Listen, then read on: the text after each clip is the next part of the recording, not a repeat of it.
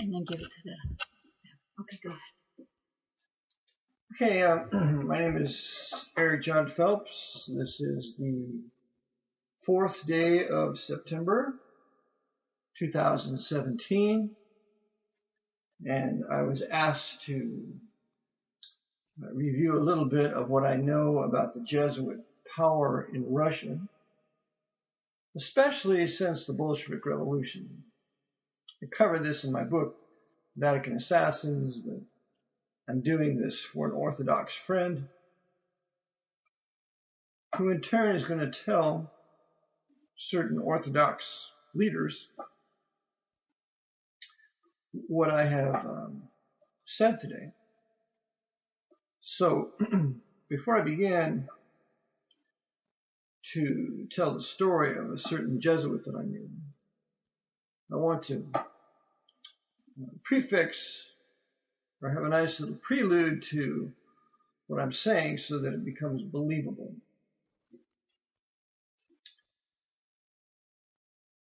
Nobody that I know of has ever done an extensive proof, has ever provided an extensive proof that the Jesuits were in complete control of the Bolshevik Revolution and its outcome. So I think I'll review that for a little bit. You have time? Plenty. And so we'll just go back. And I want you to be reminded that the Jesuits considered the Orthodox Church heretic and to be returned to the fold of the Pope of Rome, pursuant to the doctrine of the temporal power, that every human creature is to be subject to the Pope of Rome, both spiritually and politically, which is the two keys that are on the Vatican flag. So Russia was a thorn in the side of the Jesuits, even from the days of Peter the Great, because Peter the Great expelled the Jesuits from all of Russia in 1723. And it wasn't long after that he was poisoned with his favorite dish, which was porridge. So Peter the Great was poisoned by Jesuits. The Jesuits were not expelled, then came back into Russia. And the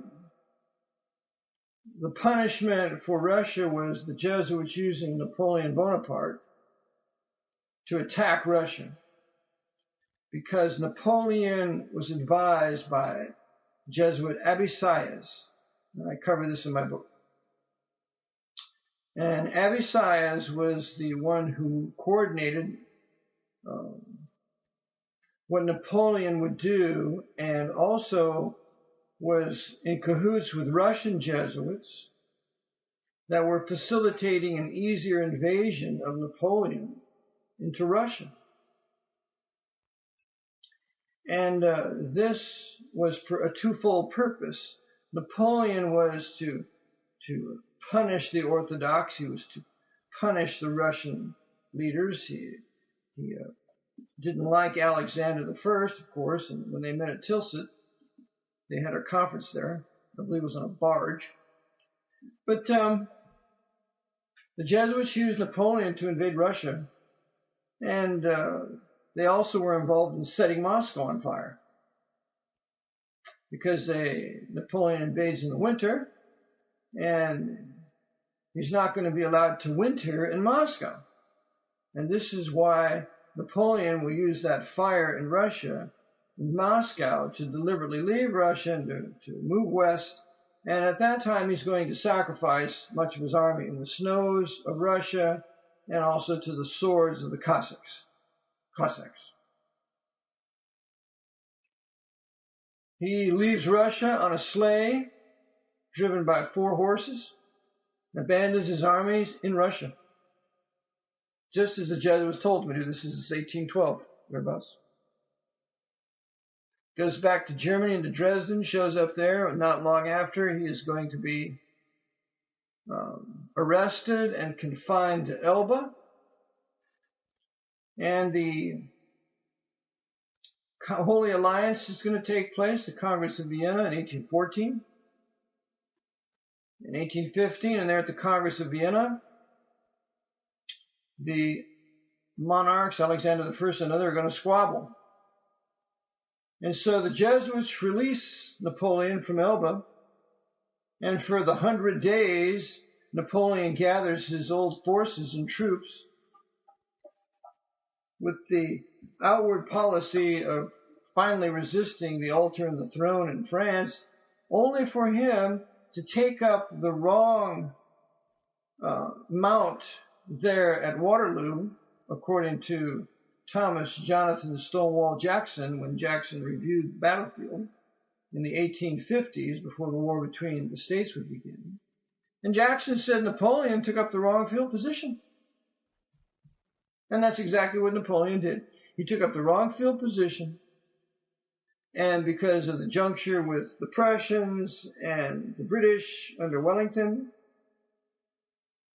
Napoleon sacrifices his army at Waterloo, all at the behest of Abyssides. His right-hand man, Abyssides, was the second consul of the three-man consulate, which was Napoleon, Abyssides, and Robert Doulos. So Napoleon flees Waterloo, and he is captured by the British, and he is sent to St. Helena, where he gives his memoirs, and he writes the memoirs of Napoleon, and his General Montholon is his writer. And Napoleon writes about the power of the Jesuit order, and that the Jesuits are an army, and the general wants worldwide power. And you can find this quote in his memoirs by Father Cheneke in his 50 Years in the Church of Rome. So the Jesuits controlled Napoleon in his invasion of Russia, and the Russian people were warned of their invasion, of their future dealings with the Jesuits by the great Fyodor Dostoevsky. Dostoevsky was one of Russia's greatest literary men in the 1880s. He wrote a book titled The Brothers Karamazov, and there's a portion of the book, or a book within the book, titled The Grand Inquisitor. In The Grand Inquisitor, Dostoevsky says that the Jesuits want worldwide earthly dominion. They don't even believe in God, perhaps. So Dostoevsky warned the Russian Orthodox people of the plan of the Jesuits to take Russia. Back to Napoleon. Napoleon is confined at Elba, confined at St. Helena. He is later poisoned. There he doesn't escape and go to New Orleans, which is nonsense. Joe Weider wrote in his very good book, The Death of Napoleon, he was poisoned at St. Helena.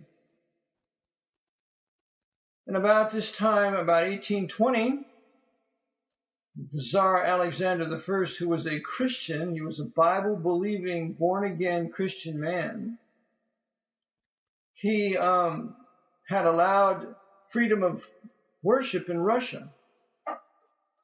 And at the time, the Orthodox leaders didn't like that because they considered that a threat to their monopoly of religious power, as they were protected by the Romanov dynasty.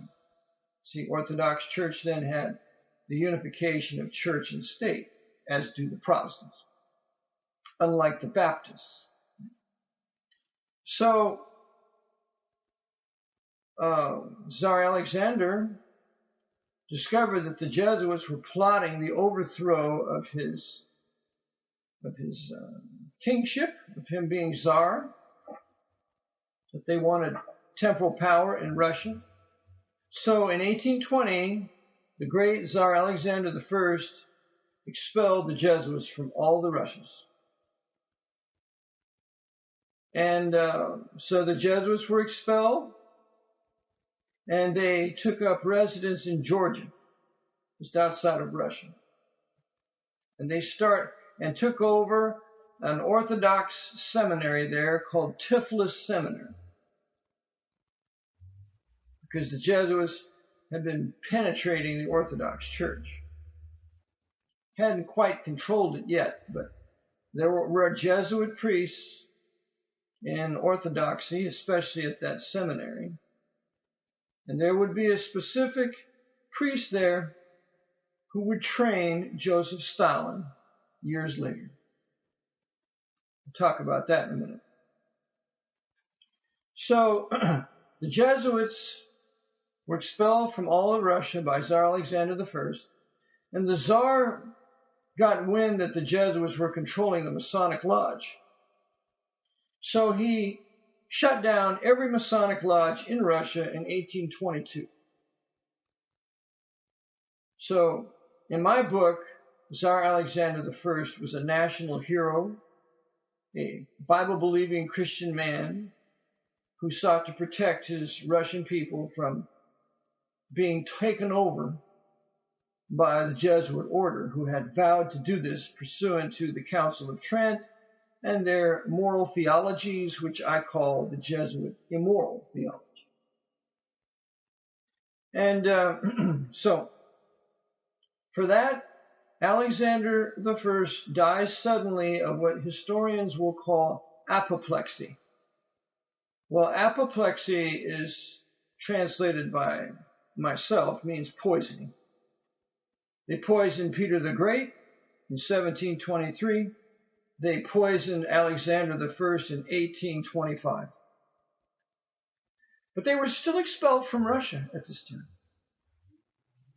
So another Tsar comes to power. He's known as Nicholas I. Nicholas I is a traitor. Nicholas I will enter into a concordat with the Pope on behalf of the Russian government. And this is covered in a book titled Descent into Darkness by James J. Zatko. James Zatko. He was a priest that taught at Notre Dame University in the 1960s, and his book is essential for your library. So, concerning the Jesuits and Russia. It's all about the Jesuits being involved with the Bolshevik Revolution and their hand in it, although he's not as detailed as he needs to be. So, Nicholas I enters into a concordat with the Pope, but Alexander II comes to power, and he does away with that concordat. So now Alexander II becomes an enemy of the Jesuits. So the Jesuits will raise up a group called the anarchists in Russia and throughout Europe and even in America. It's an international anarchist conspiracy to remove certain heads of state that are not in sympathy with the Jesuit order. These anarchists will kill Alexander II. They will kill the King of Italy, Umberto I, because he's an enemy of the Jesuits. They will kill Victor Emmanuel II, who is an enemy of the Jesuits and the father of Umberto I. They will kill James Garfield in 1881 because James Garfield refuses to be subject to the temporal power of the Pope. They will kill McKinley in 1901 because McKinley will become a disobedient Protestant low-level Freemason, and they'll put Theodore Roosevelt in his place after they kill him. The anarchists will kill Sissi Sissy was the wife of the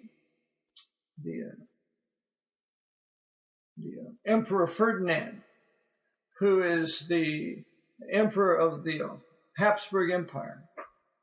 Franz Joseph kills Sissy. The assassin will stab her through the heart with a 3-sided file, nick her heart, and she'll be brought back to die in her mansion while she's walking with a Rothschild lady in Geneva. This assassin walks right up to her and stabs her through the heart. Anarchists. These anarchist savages will kill 50 heads of state in the last portion of the 19th century. All of these anarchists run by the Jesuits, and when the communists take over in Russia, the anarchists are either killed or merged into the Bolshevik Communist Party. So, the Jesuits are infuriated with the Orthodox Church leadership in 1870 because they will not attend Vatican I. That's the First Vatican Council. And in the First Vatican Council, the Jesuits, in control of that council, with all sorts of intrigue, will have the Pope decreed to be infallible when he speaks ex cathedra.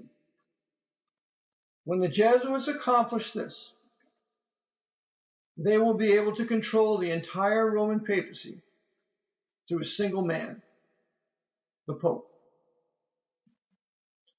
Today we have our first Jesuit Pope, Francis I, which even shows more of their power. Remember, every Pope has to have a Jesuit confessor, so that the Jesuit general knows the very thoughts and mind of every Pope. So, the Jesuits are furious with the Orthodox. They refuse to attend Vatican I, and Alexander II does away with the concordat that Rome had with the Tsar Nicholas I. So Alexander II is murdered. He is blown up in a carriage. They blow off his legs. After the 5th attempt, they finally kill him. I believe it's the 5th attempt. Solzhenitsyn writes about this in his Gulag Archipelago, in the murder of the Tsar. The Tsar Alexander II was a great Tsar. He was the one who freed all the serfs in Russia. He was getting ready to sign a Russian constitution. He did away with the secret police, the Okhrana.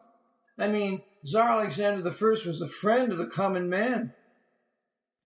So there was no need of the communists or the anarchists to kill him. He was not the typical Russian tyrant. The Jesuits wanted him to be tyrant. And so, they killed him, and they brought his son to power, who was Alexander III. Alexander III became a complete and total Jesuit tyrant. Alexander III launched a huge pogrom against the Jews.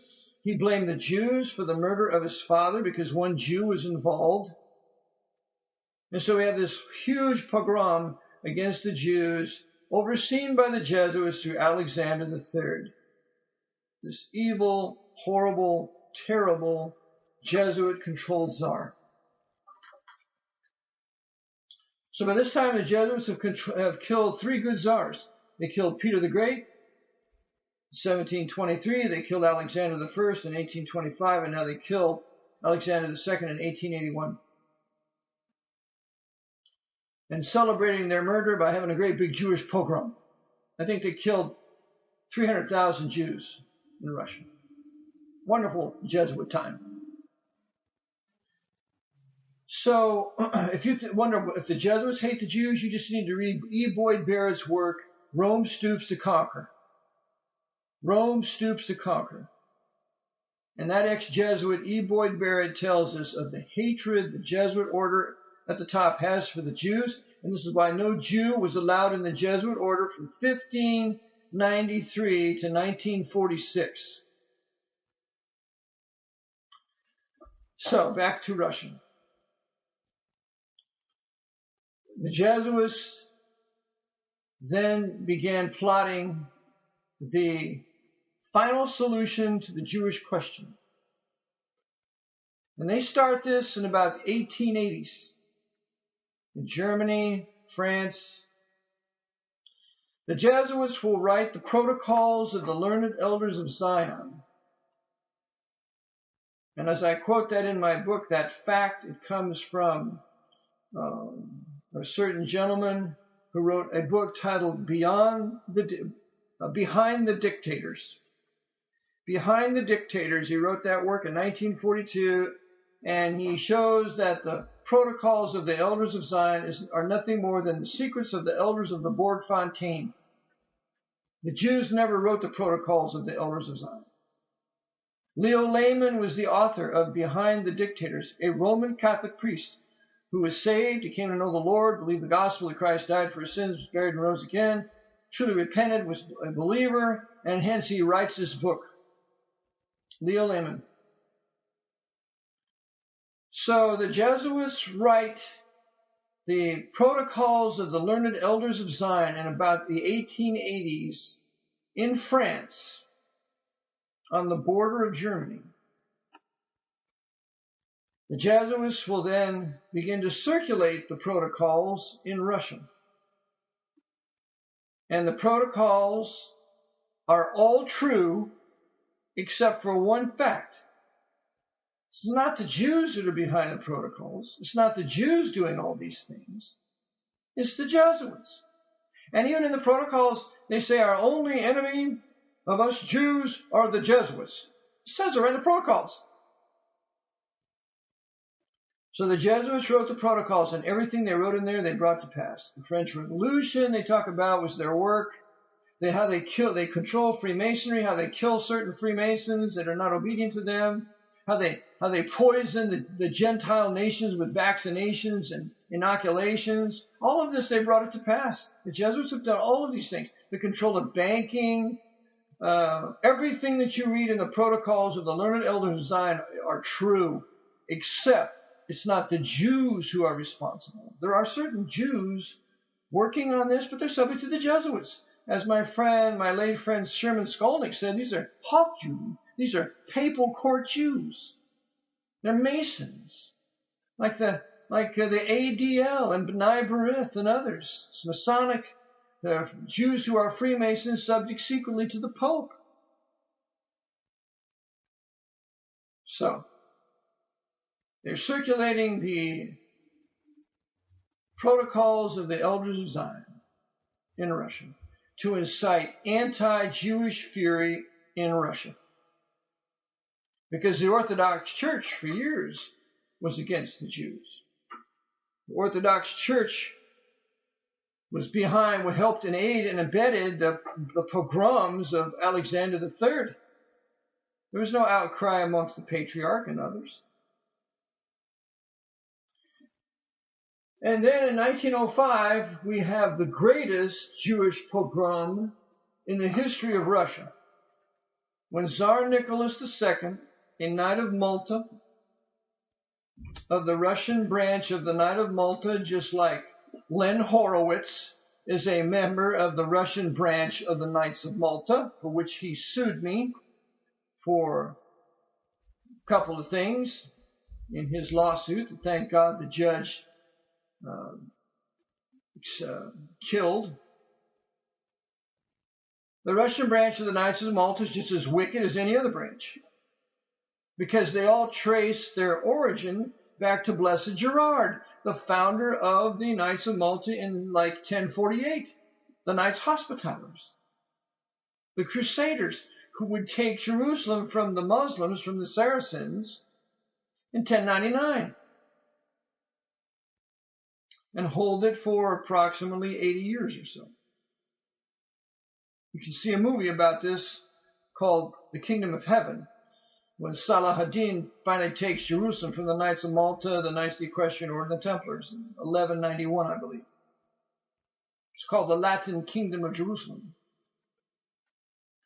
And today Israel, in the eyes of the Pope, is the revived Latin Kingdom of Jerusalem. And so, you have the greatest pogrom in Russian history in 1905, spearheaded by Knight of Malta Nicholas II, aided and abetted and encouraged by his cousin, King George V of Great Britain. And I have a picture of them. It's a very famous picture of the two cousins standing together. They look like identical twins. So King George V, so English, remember the English language, the English tongue, the Knights of Malta. Nicholas II, a member of the Russian tongue. I have a book on the Knights of Malta, written in the early 1900s, dedicated to Nicholas II, who was the Tsar and protector of the Russian tongue of the Knights of Malta. This is important. This is very important because there is no successful Bolshevik revolution without the Knights of Malta in Russia working with the Knights of Malta in Great Britain at the time. And hence we're going to see the birth of the Anglo-American international white power structure that will facilitate the Bolshevik Revolution in 1917 in October. So this is all the history leading up now to the Bolshevik Revolution. And in this Bolshevik Revolution, the protocols of the learned elders of Zion will have spread through Russia through a certain Orthodox priest there, and that Orthodox priest is a Jesuit. And so they spread it all throughout Russia, creating this anti-Jewish fury. But the Jesuits are going to be very clever here. They're going to make the Bolshevik Revolution look Jewish. And so there will be leading Jews, Trotsky and others, Litvinov and certain others, who will openly be leading the Bolshevik Revolution. But there in Lenin, he's a quarter or a half racial Jew. Whenever I speak of Jews, I speak of the race. I don't speak of the religion. The religion is irrelevant. The race is everything. Because the racial Hebrew Jewish Israelites are the ones promised all the good things to come of the Abrahamic covenant, of which the Lord Jesus Christ confirmed. Romans 15:8. Christ came to confirm the promises made unto the fathers, namely, specifically, the Abrahamic covenant.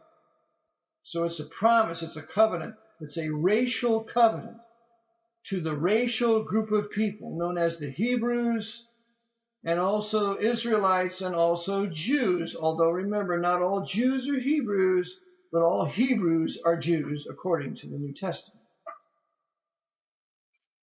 Now, so the Bolshevik Revolution, they have certain leading things up to this. They have the Black Hundred in the early 1900s. They have an attempted revolution, but it doesn't succeed. We have the Jesuits sending Rasputin from Siberia, and he being introduced to the court of Tsar Nicholas II, the Knight of Malta. And it's Rasputin that will be the advisor of Nicholas II, and he will also be the seducer of the Russian royal family. Rasputin was a Jesuit, Orthodox priest, subject to his bishop, that I name in my book. Famous picture of Rasputin with his bishop. And so the patriots rise up and they kill Rasputin. By the way, killing Rasputin was very difficult. They had a hard time killing that demon-possessed wicked sinner. And they killed Rasputin, and then the Tsar was accused of allowing Rasputin to seduce his court. The Bolshevik Revolution takes place. And guess who facilitates a successful Bolshevik Revolution? The British and the Americans. Which tells you that the Jesuits ran the British Empire. They ran the Parliament. They ran the Queen. They ran the King at the time, who is now George V, through the Knights of Malta. George V had a Jesuit advisor that I cover in my book. The other one that was involved in the Bolshevik Revolution at the time was, in 1917, was the ungodly and wicked apostate Presbyterian Woodrow Wilson. He was president at the time. And Woodrow Wilson facilitates 300 Jewish leaders leaving New York City with Leon Trotsky to have a secret train go into Russia, so that the Jews can be openly behind the Bolshevik Revolution and the Jews can be blamed for it. And without Woodrow Wilson notifying Canada to let that ship of traitors across the Atlantic, they would have never made it. So Woodrow Wilson facilitated the Bolshevik Revolution, and the right-hand man, the overseer of Woodrow Wilson, was not Edward Mandell House. Edward Mandell House was the tool for Woodrow Wilson in foreign matters. That Texan, that 33rd degree Freemason, that traitor, Edward Mandell House. You can read a 2-volume set called The Intimate Papers of Colonel House. The real advisor to Woodrow Wilson was a 4th degree Knight of Columbus. His name was Joseph P. Tumulty. Joseph P. Tumulty was the advisor of Woodrow Wilson for 2 years when Woodrow Wilson was governor of New Jersey, and he was the advisor of Woodrow Wilson while 2 terms in office of the President of the United States, until Wilson was poisoned and his wife Ellen took over and was the acting president until Wilson dies, or actually until Harding is made president. Harding was a 33rd degree Freemason. Warren Harding did many good things, but he was a 33rd degree Freemason, and he continued the work of Woodrow Wilson in financing and abetting the Bolshevik Revolution. The leaders of the whites, the Orthodox whites, was betrayed by America and Great Britain. According to Stan Monteith in his very good book, Brotherhood of Darkness, he proves that Warren Gamaliel Harding, gave $60 million in aid and supplies to the Reds, to the Bolsheviks, facilitating their success, because without American help and supplies, the Russian people would have rose up and killed those bastard Bolsheviks. And I use the term bastard scripturally, pursuant to Hebrews 12. God is not their father. The devil is their father. So, with this Russian Revolution, and any Russian historian will teach you that the Bolshevik Revolution was really the second French Revolution. The father of the French Revolution of 1789 is the same father of the Bolshevik Revolution of 1917, and that's the Black Pope. The French Revolution was a communist revolution. The Bolshevik Revolution was a communist revolution. The Jesuits benefited in both revolutions. But at the same time, the open and false policy is, this wasn't done by Jesuits, this was done by communists. As I cover in my book and in my PowerPoint, the Jesuits trained Rousseau, one of the fathers of the French Revolution. They trained Robespierre, the mass murderer in the Directory, beheaded 40,000 people, something like that. And they also trained Napoleon at Corsica. So the Jesuits ran the entire French Revolution and Napoleonic Wars. They ran the entire Bolshevik Revolution and the Bolshevik Wars from 1917 to 1922. And there will be American troops dispatched to Moscow to further facilitate a successful Bolshevik Revolution. And William Grady covers this in his new work on the nation of Israel. He even has pictures of American troops in Moscow, I believe. The Bolshevik Revolution must succeed. It cannot fail, because the fall of Moscow is regarded as the second greatest event by Jesuit Edmund Walsh in his book, The Decline and Fall of the Russian Empire. He wrote in 1925. Walsh says that the fall of the Russian Empire is the greatest single event after the fall of the Roman Empire. Why? Because the Jesuits took Orthodox Russia, which includes the huge landmass of all of Russia, in 1917 and throughout the Civil War, ending in 1922 or thereabouts. At this time, the Jesuits running the Bolsheviks will take all of the Tsar's fortunes, the rubies, the emeralds, the gold. It's a huge fortune. And they will imprison the Russian Orthodox Patriarch. They will kill 5,000 priests and nuns of the Orthodox Church. And this is their vengeance, because the priests and nuns that they killed were against Vatican I, and were outrightly and outspokenly against the infallibility of the Pope of Vatican I. So they all have to die, and they will die. And while the Jesuits are at it, they're going to have fun with the Mennonites. So they're going to use their Bolsheviks to kill as many Mennonites and take turns gang raping the women during the Bolshevik Revolution.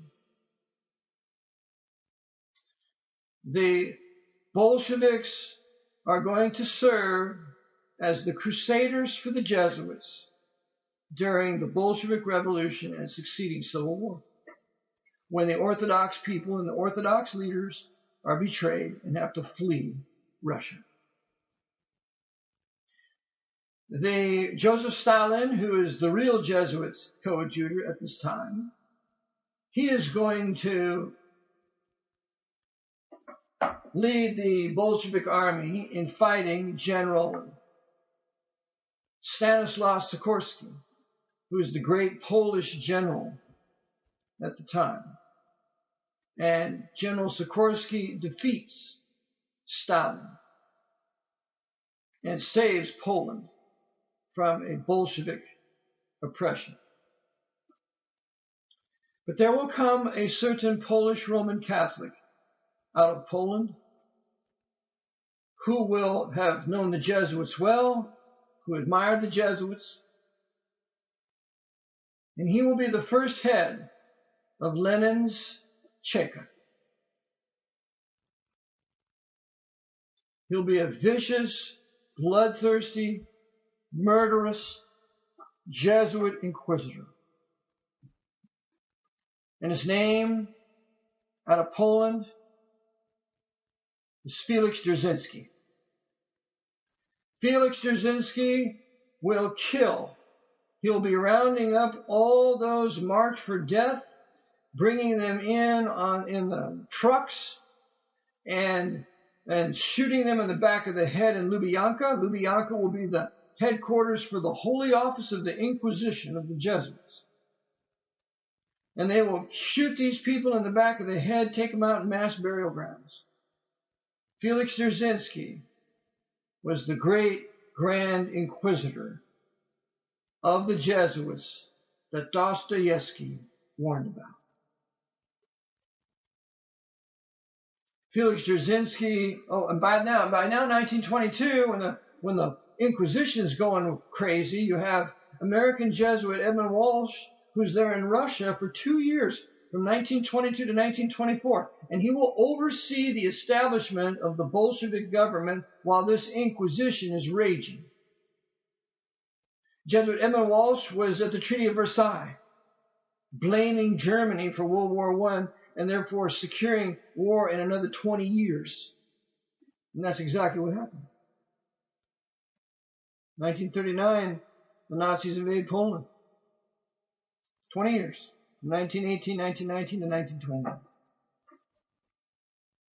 So, Woodrow Wilson is a part of that conspiracy because he's at Versailles also with Lloyd George, and I think Poincaré is there for the French. So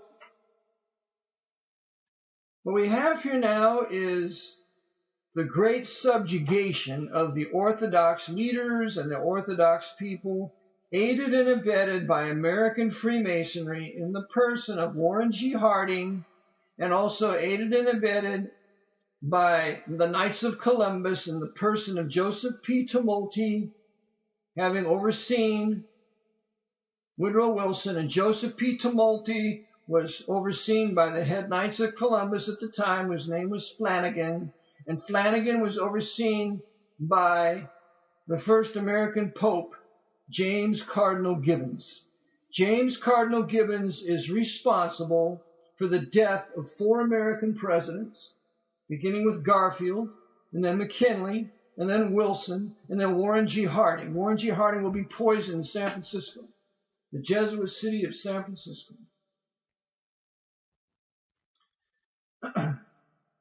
So, the Jesuits are running Bolshevik Russia. And it's at this time that the Jesuits set up their Gulag system in Siberia, because the Jesuits have been in control of Siberia for at least 60 years.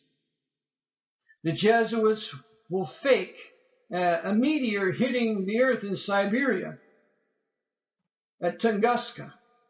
And the fact of the matter is, it's the first thermonuclear detonation in the world, carried out at Tunguska in 1908, thereabouts. So the Jesuits have perfected nuclear devices, nuclear detonations, well before 1945. So what happens is now the Bolsheviks, led by Trotsky, the Jew, Stalin, the white Gentile, Georgian. Stalin, remember, was not a Russian. He was a Georgian. Just like Hitler was not a German. He was an Austrian. This is the danger that we face when we allow foreigners to run our countries. This is why the American Constitution said the man that's to be president has to be an American. He has to be an American that will be natural born. He has to be a natural born citizen. This is what Obama was not. So, the Bolshevik Revolution takes place, and for 10 years, from about 1922 to 32, 33, the Jews, it appears, are running Russia. Why, it's the Jews! In 1919, certain Masonic Jews take over Bavaria. And they're going to run Roman Catholic German Bavaria for about 18 months.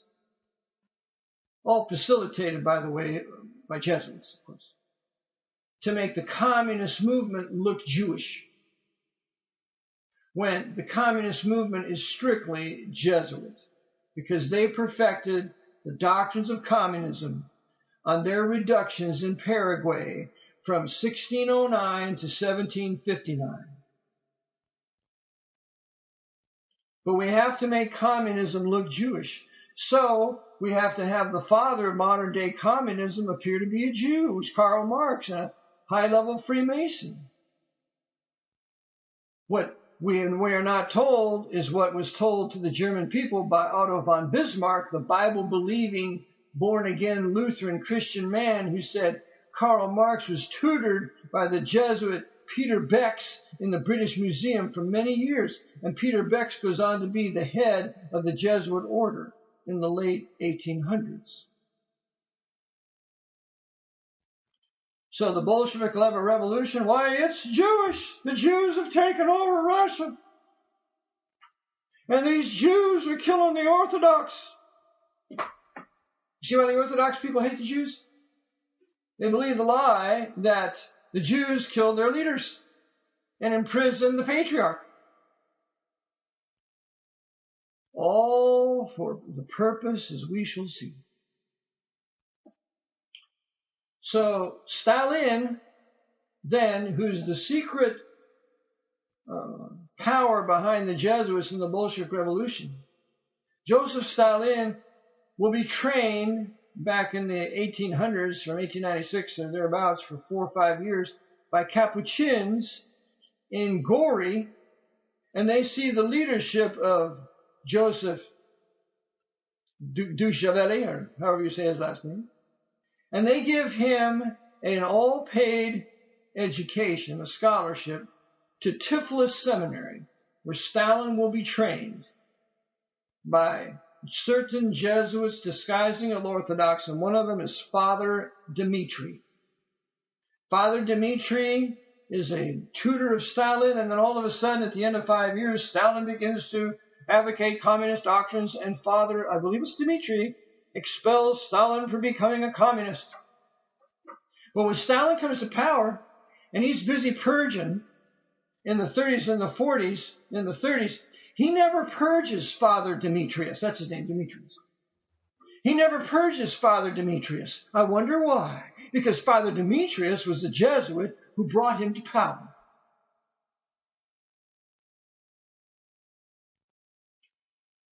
Demetrius dies in 1941. Peaceful death. So Stalin, in the beginning of the early 30s, begins his purges. It's called the Great Terror. There's a book on it called The Great Terror. And he purges all the enemies of the Jesuits.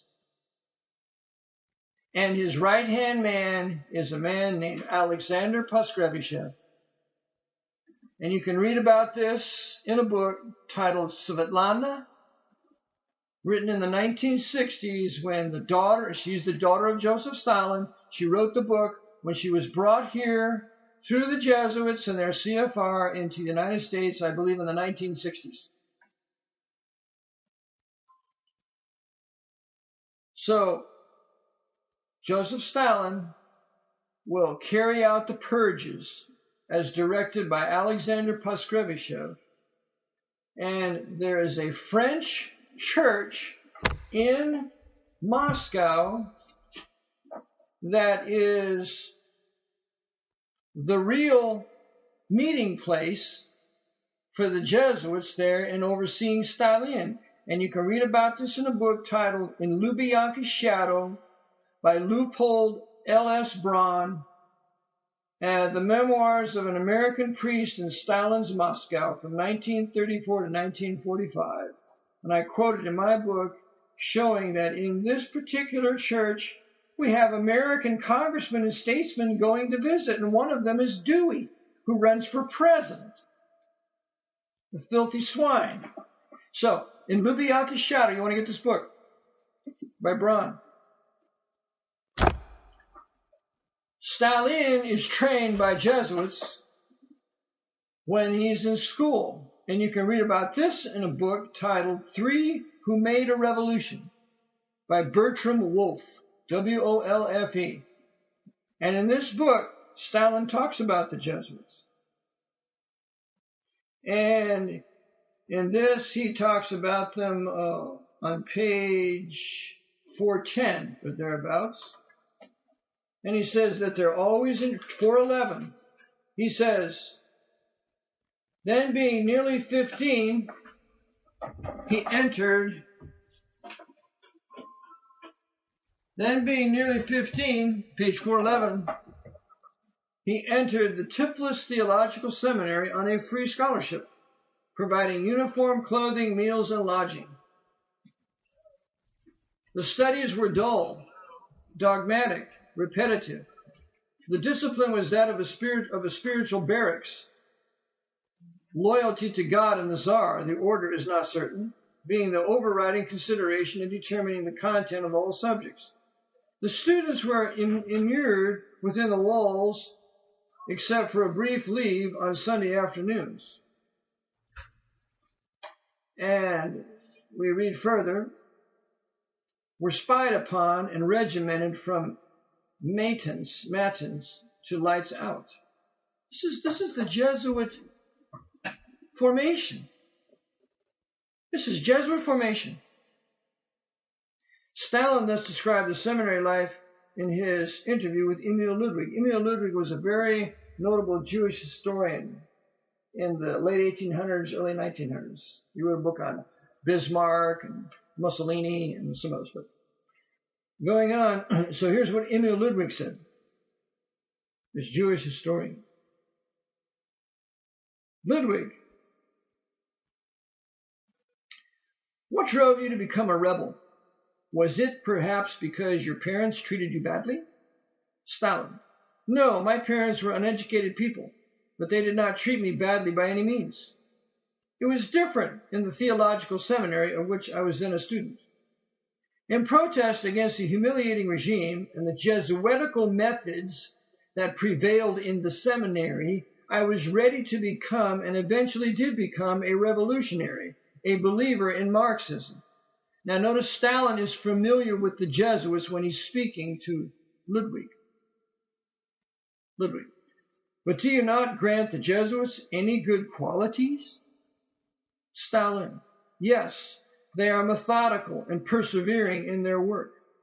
But the basis of all their methods is spying, prying, peering into people's souls to subject them to petty torment. And is there good in that? For instance, the spying in the dormitory. At 9 o'clock, the bell rings for tea. We go to the dining hall, and when we return, we find that a search has been made and that all our boxes have been turned inside out. What is there good in that? Unquote.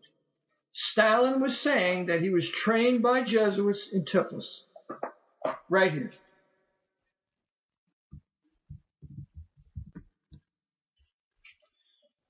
Okay, continuing on, as we just covered, Stalin's confession that he had been trained by Jesuits at Tiflis Seminary in Georgia.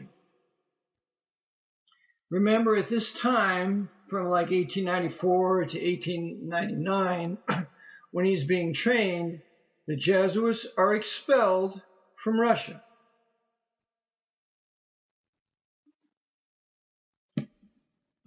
The Bolshevik Revolution takes place, 1917. 1922, Lenin, according to the book Descent into Darkness by James J. Zatko, written in 1964, a priest and an instructor at Notre Dame in Indiana, that author tells us that the Jesuits were formally readmitted into Russia by Lenin in 1922. This is huge.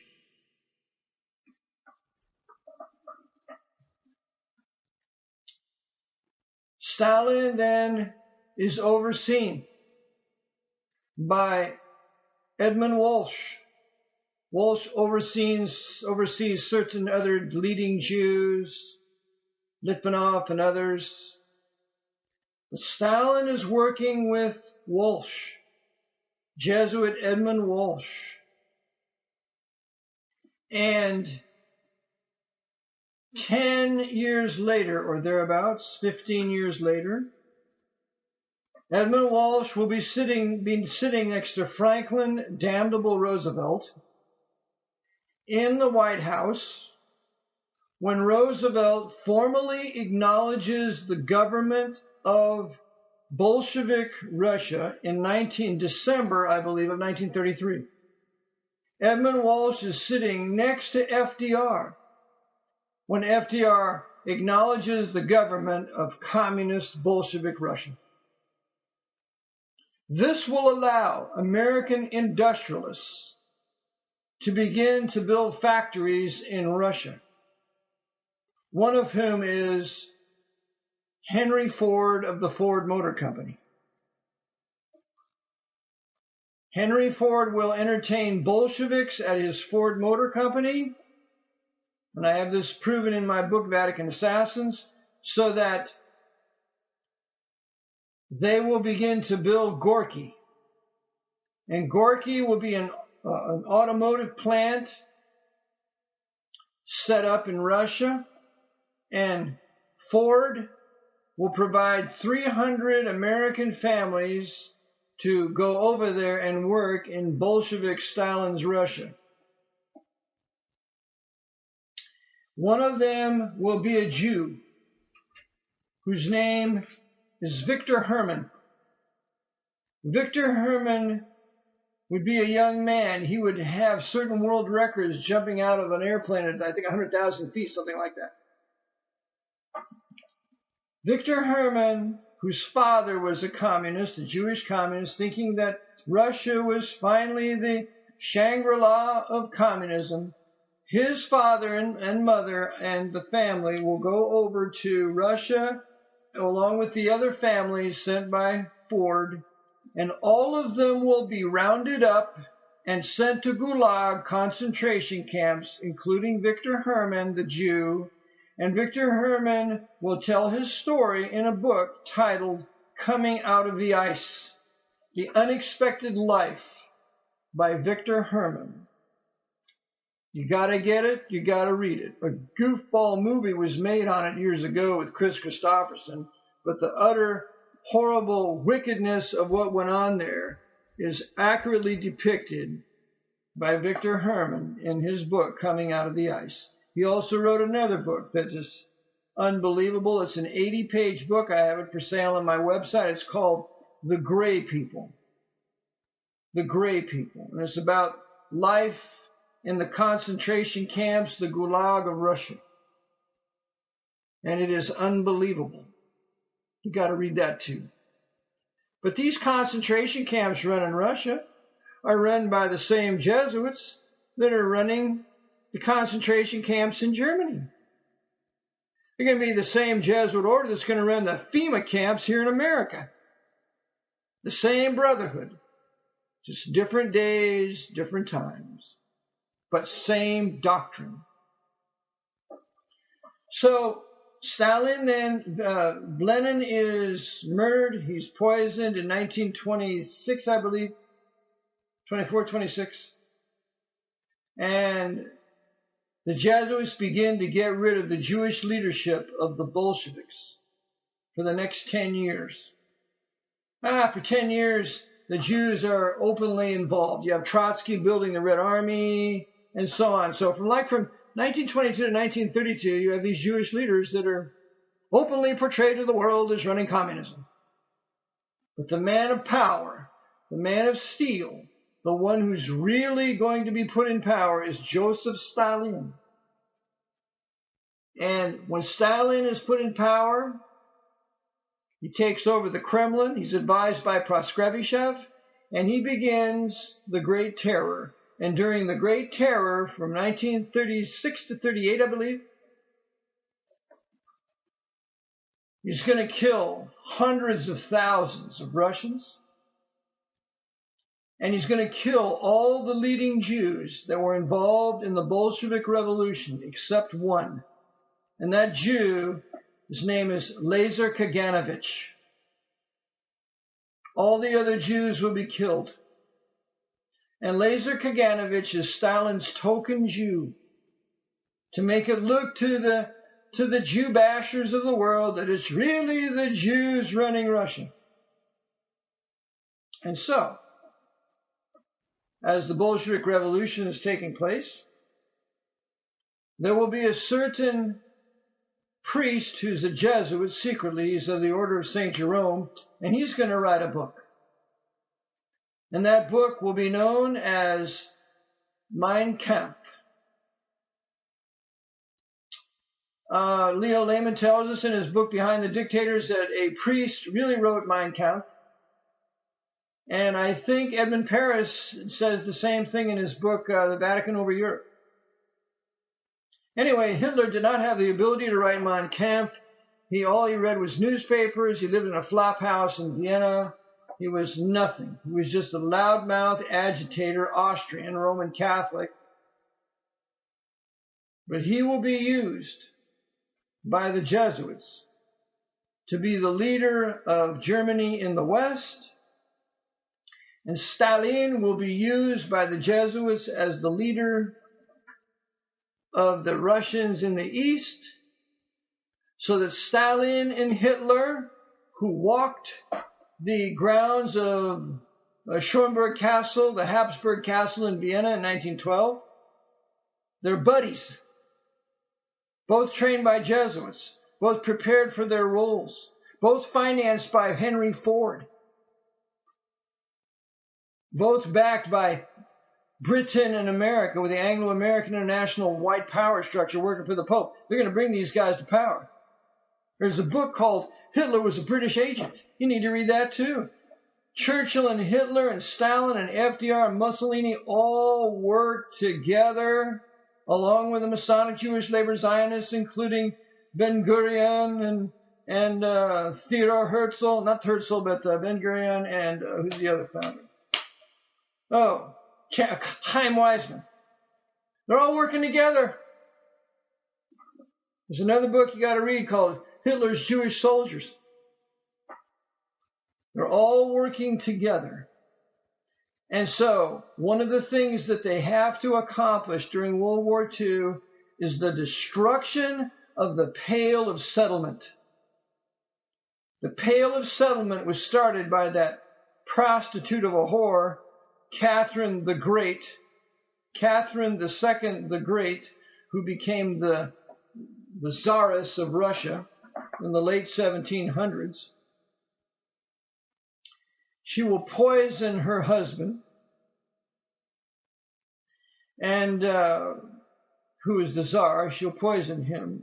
I forget which Tsar he was, but he will be poisoned by Catherine the Great. And you have Catherine the Great controlled by the Jesuits in Russia, and you have Frederick the Great controlled by the Jesuits in Prussia, the apostate Lutheran, and the perfecter of Scottish Rite Freemasonry, the head Mason on all continents, the entire continent at the time. So Frederick the Great and Catherine the Great will work together to begin to build what is called the Pale of Settlement, the herding of Jews into Poland, Hungary, Eastern Russia. This is called the Pale. You can find a map of it on Google.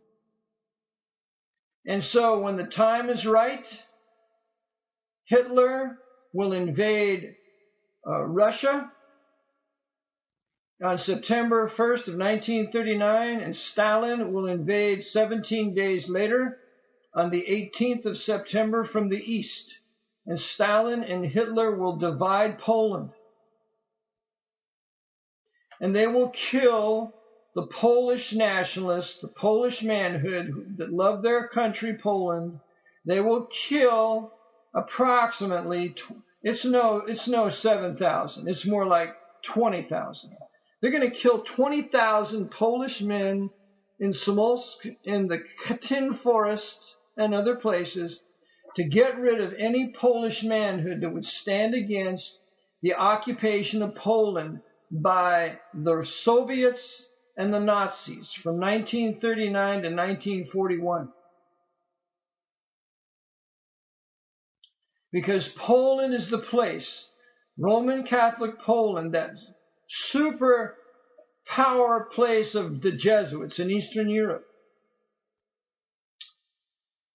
The Jesuits will then be the ones behind the erection of the concentration camps, the 6 death camps in Poland, which was Auschwitz, Treblinka, Chelmo, Belzec, Majdanek, and Sobibor.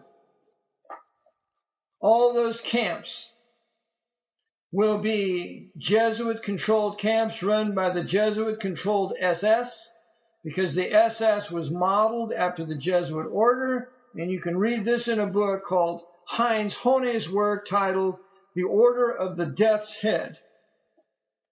The Order of the Death's Head. And as I document in my book, the Gestapo and the Soviet NKVD met together in Poland on 3 separate occasions before the invasion of Russia and Germany in 1939. They worked together. And when Stalin and Hitler come to power, they divide Poland and they enter into a treaty called the Ribbentrop-Molotov Agreement. Ribbentrop is the man from Germany representing Hitler. Molotov is the one from Russia representing Stalin. And in this agreement, they agree to work together. They are in treaty with one another. And because of this agreement, Leon Trotsky denounces Stalin, totally disagrees with this agreement, for which reason Stalin puts a hit out on Trotsky. Trotsky has to leave Europe. He goes to Mexico City, and there a Spanish assassin, Roman Catholic assassin, is sent by Stalin to kill Trotsky with a hatchet to the head. And a picker, a hatchet, a nice picker, I think it's a hatchet. So they're eliminating all the Jewish leaders. Remember, Trotsky built the Red Army. Remember, in 1928, the Nazis, the German army, is rearmed when they go into Russia, and the army is created in Russia because Russia is not a party to the Versailles Treaty. This is a great secret, further exploited, further shown by Edmund Walsh in his book Total Empire. So, Stalin and Hitler will be working together for the destruction of the Jews of the Pale of Settlement. No Jew is allowed to emigrate into Russia. This is no man's land. And Stalin, anybody that goes into Russia, escapes, he's going to kill them. And the Jewish man who wrote the book, To Eliminate the Opiate by Rabbi Marvin Entelman, said that Stalin killed 1 million Jews. Stalin and Hitler worked together for the entire duration of the war. That's why Stalingrad was lost. Stalingrad was nothing but the mass murder of Russian Orthodox men and Lutheran Prussian men as they were ordered to their deaths for 18 months, and nearly 1 million people died at Stalingrad. It was a great Jesuit victory for the extirpation of heretics. And meanwhile, Hitler will not allow his armies east to conquer Moscow. I met a former SS man by the name of Freddie who lived over in Palmyra, Pennsylvania. Knew a CIA assassin that I knew over there, and Freddie told me that we were 18 kilometers from Moscow and we were told to go south. We were not allowed to take Moscow because Hitler and Stalin are working together. The Jesuits are building the Soviet Empire to be used against America in a future day, as rightly discerned by General George Patton. So, Stalin will donate 20,000 prisoners, Russian prisoners of war, to the Nazis to build Auschwitz. Stalin and Hitler work together. You need to get a book called Hitler's Traitor. Hitler's Traitor. And the author, it eludes me right now, but find it on the Google, it's Hitler's Traitor, and he shows that Martin Bormann was the liaison between Adolf Hitler and Joseph Stalin through the Red Orchestra. And in the book Unholy Trinity by John Loftus, he talks much about the Red Orchestra. Well, Hitler and Stalin are working together.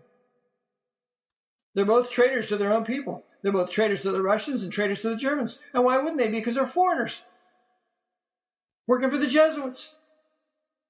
Remember, Stalin admitted he was trained by Jesuits at Tiflis. So, Joseph Stalin and Adolf Hitler are going to eliminate the Jews of the Pale of Settlement. And you know who's going to aid them in doing that? The military government of the United States, established by the Jesuits through Franklin D. Roosevelt on March 9, 1933.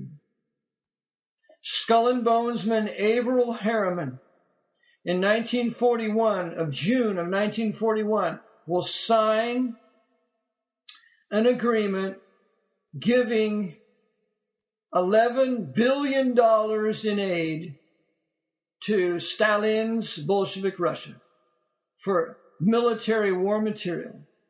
It's called Lend-Lease. And Skull and Bonesman Averell Harriman will be the one to facilitate it. Averell Harriman will go to Russia. He'll be the personal friend of Joseph Stalin and the great murdered historian of Stanford who wrote the book Wall Street and the Bolshevik Revolution. That great historian, Anthony Sutton, will be murdered after he finished writing his book on the skull and bones and their control of Bolshevik Russia and America working together during the Bolshevik Revolution.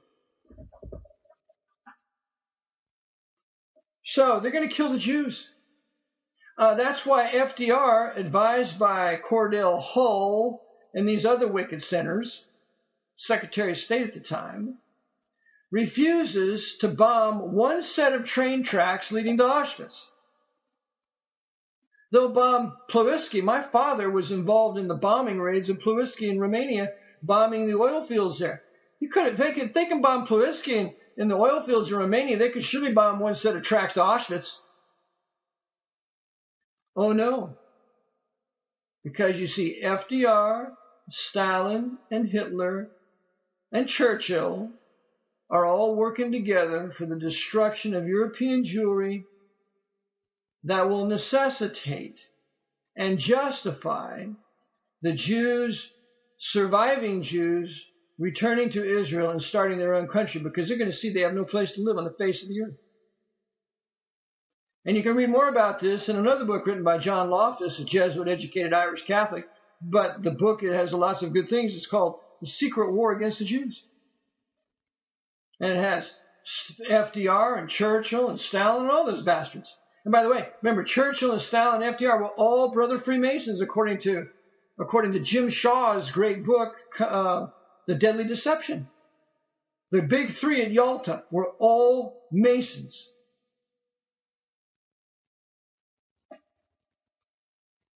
So, the book you want to read about in the destruction of the Pale of Settlement is called Bloodlands. Bloodlands. A very popular book, maybe 8 years ago. And it shows the annihilation of the Jews of the Pale of Settlement. All of it overseen by the Jesuits. The Jesuits would also run the Einsatzgruppen into Russia, led by criminals. The Jesuits would oversee the evacuation of his high-level SS out of Europe through certain Jesuit-controlled bishops like Alois Hudal. Hudal oversaw the Vatican rat lines leading out of Austria into Italy, and from there all across Europe into Ireland, to Canada, to America. And Francis Cardinal Spellman in 1949 is going to be made a cardinal. He's going to oversee all the Vatican rat lines coming into this country. We're bringing in all the top Nazis, including Werner von Braun, the head of the Gestapo, Heinrich Müller, all these wicked Roman Catholic sinners working for the destruction of not only the Jews, but the Protestants of Europe, are brought here.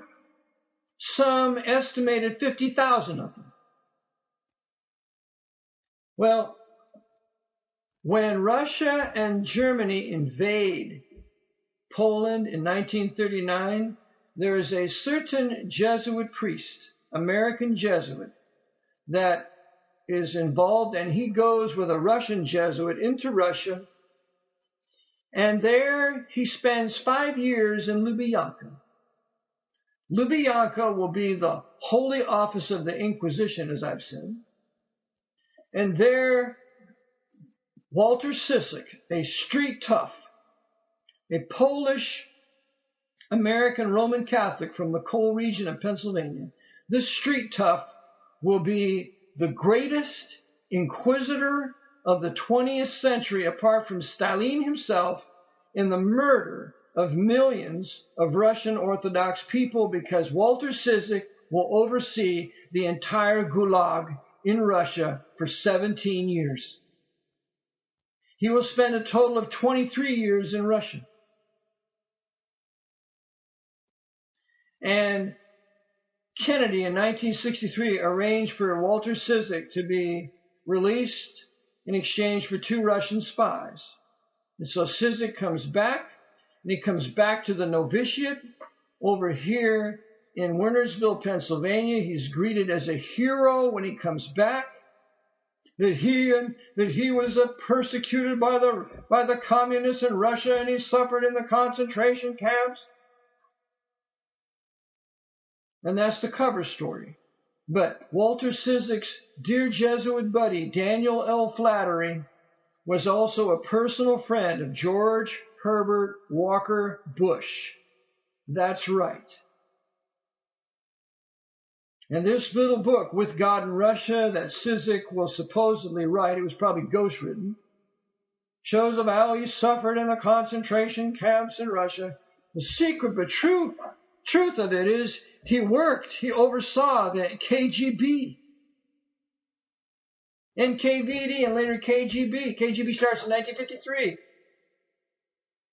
And for 10 years, he's there in Russia overseeing all of it. And to prove this theory of mine, I got to know a Jesuit over at the novitiate, now spiritual center in Wernersville, of the Jesuits. It was financed and built by the Brady family out of New York. Nicholas Brady was the head of over 100 New York corporations. He was wealthier than Rockefeller, and a high papal knight that died in 1928. His wife, Genevieve Brady, a dame of Malta, greeted Pacelli when he came here in 1936. Pacelli will Secretary of State. He'll go on to be the Pope Pius XII, overseeing all of these dictators in not only the Eurasian Jewish Holocaust, but the Lutheran Holocaust, the Reformed Holocaust. Remember, the SS had a special camp for Dutch Reformed preachers in the Netherlands. Only they were sent to it. We're never told about that. I think the camp's name was Ulm or something like that. It's one syllable.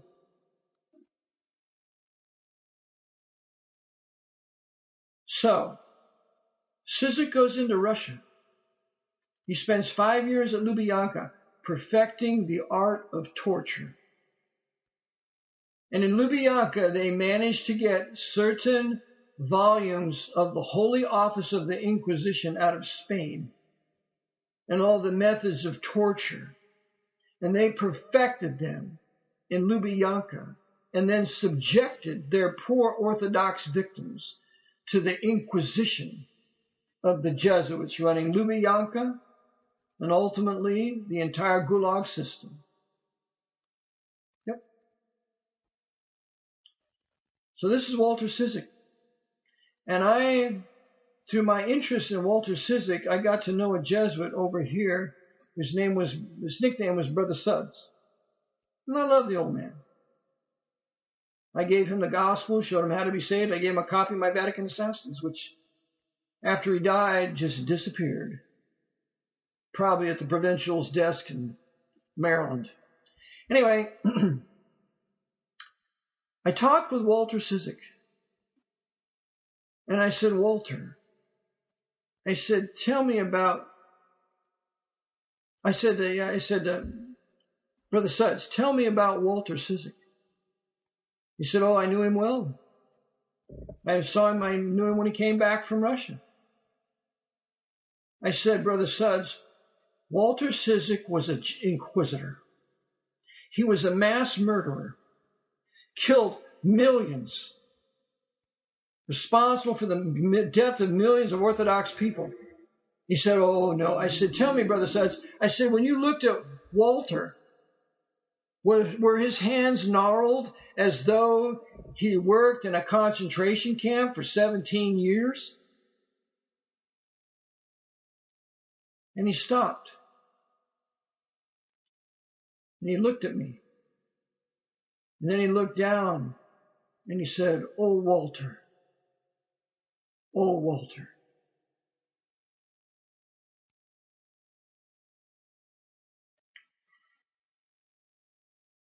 It never occurred to him that Walter Ciszek was indeed an inquisitor. And we went out to the graveside of Walter Ciszek there, the novitiate, and now the spiritual center of Wernersville. And it's the only gravesite, because remember, all the Jesuit tombstones are the same. It's a white tombstone with a black base. All the same shape, same size, same thing written on for the most part. The name of the Jesuit or the temple coadjutor, the day he was born, ingress, the day he joined, the day he was born, natus, the day he was born, the day he went into the Jesuit order, ingressio, and the day he died, obit, and that's all this on the tombstone. They're all the same. Perfect communism.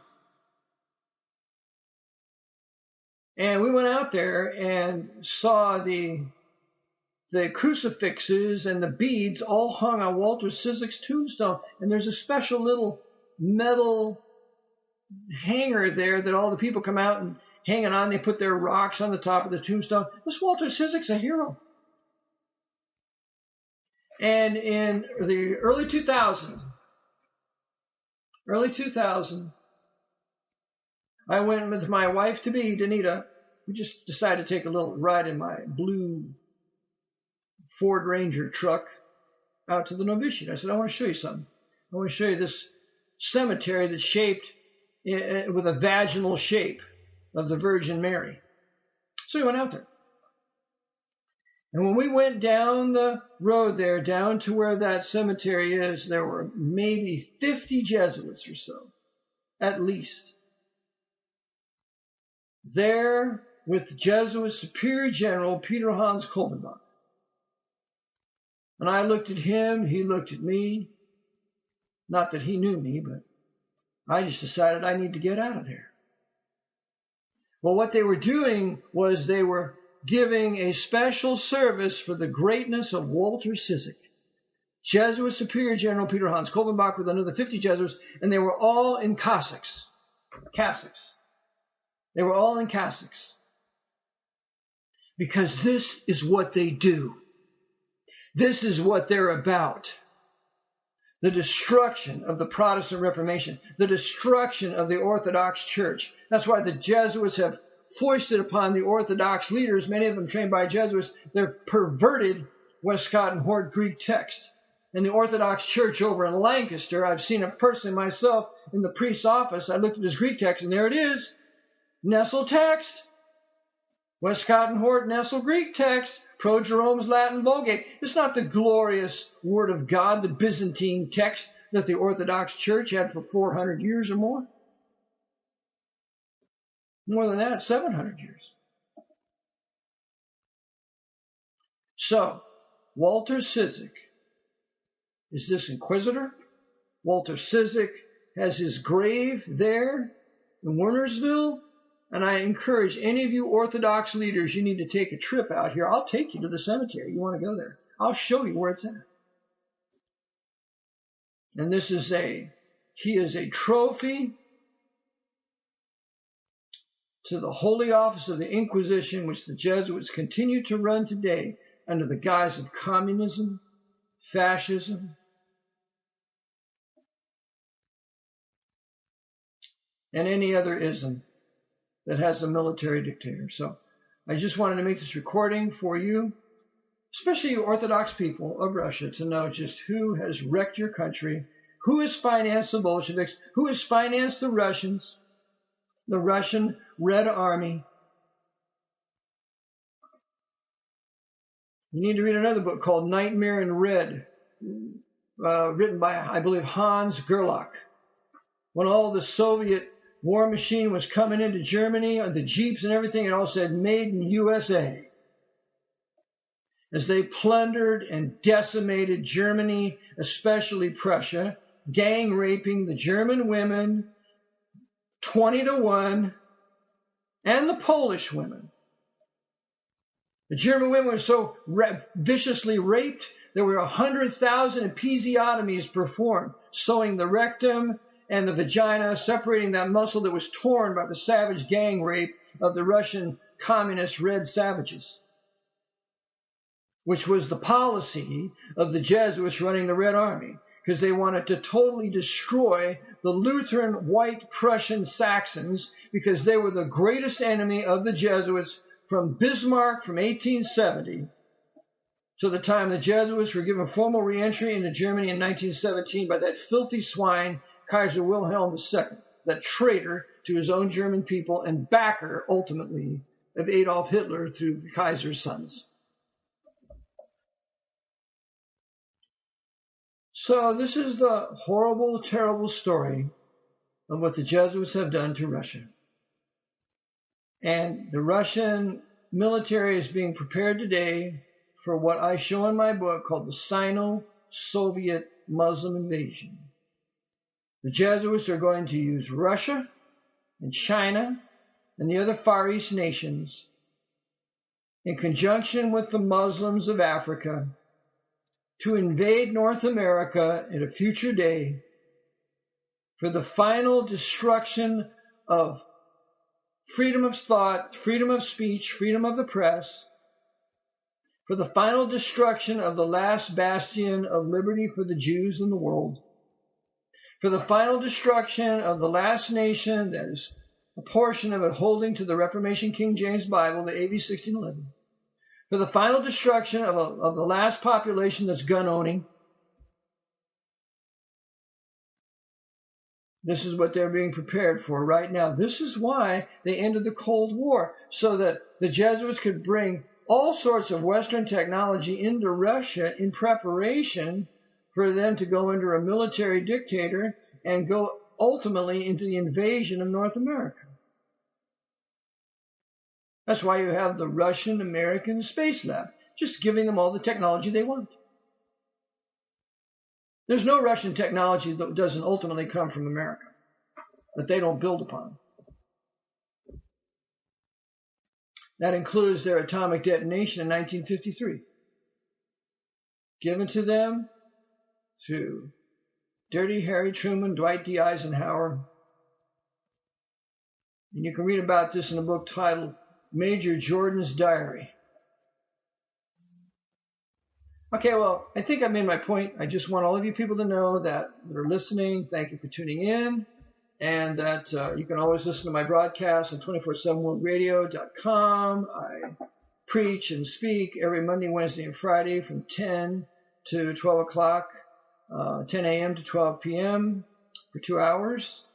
I cover topics such as these, and it's my prayer that God will send a great awakening among Russian people and all other peoples to see what the Jesuit order, what the Roman papacy run by the Jesuits has done to us for the 20th century, and they intend to do the same thing during the 20th century. So, may God help us to wake up and to believe the true gospel that the Lord Jesus Christ died for our sins according to the Scriptures. He was buried and rose again according to the Scriptures, 1 Corinthians 15, 1-4, which is the gospel. He's commanded all men everywhere to repent and to truly believe this gospel, because God's going to judge every man one day by his Son, who is raised from the dead. This man, the risen Lord Jesus Christ, the Yeshua of the promise of the Hebrew Scriptures, who has come and will come again, a second time without sin unto salvation as the Lion of the tribe of Judah, to then punish his enemies, save his elect racial brethren, the Hebrew Jewish Israelites, and then institute his 1,000-year reign of his Davidic kingdom. So, until we meet again, Maranatha.